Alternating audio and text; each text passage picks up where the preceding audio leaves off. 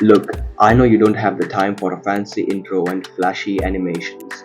Let's get straight into how you can cram effectively for your exams. I'm gonna need you to listen up and apply the steps in this video because if not, you just wasted another 6 minutes of your life.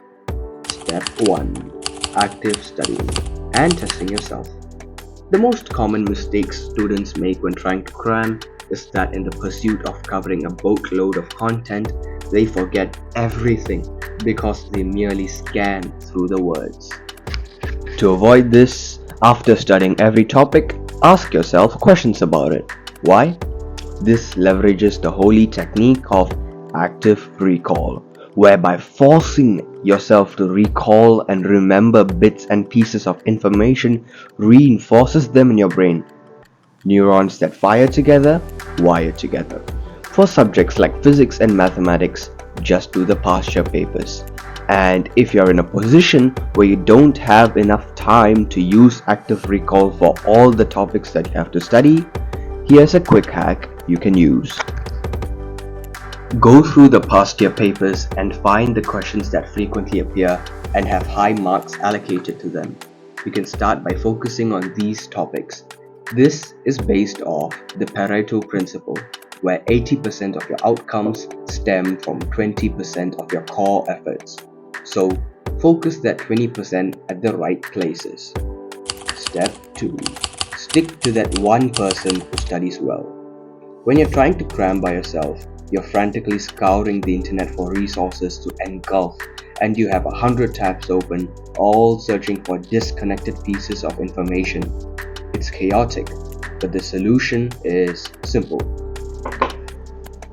Going back to my example about the test from earlier on, I found a friend who had been consistently revising since the start of the year, and I would message him all the queries I had and asked him what is the most important stuff I should focus on for my revision.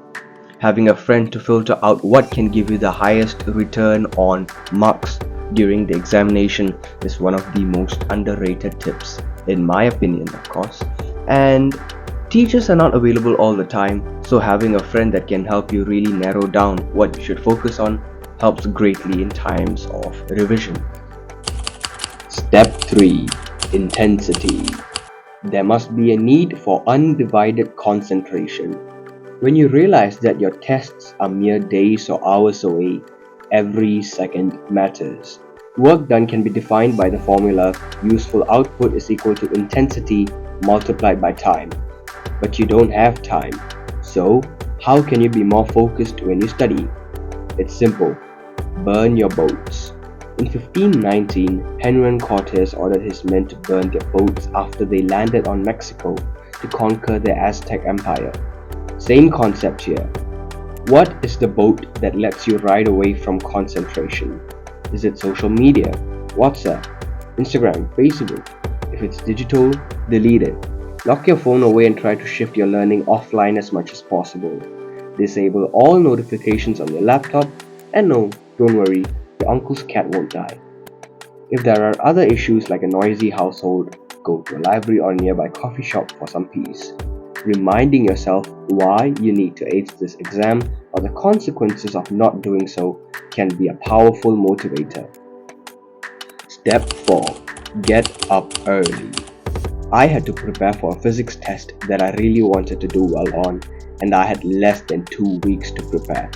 So, I got up at 4:30 a.m. every day for 2 weeks to study for an hour before I went to school, and that was probably one of the best decisions I made regarding revision.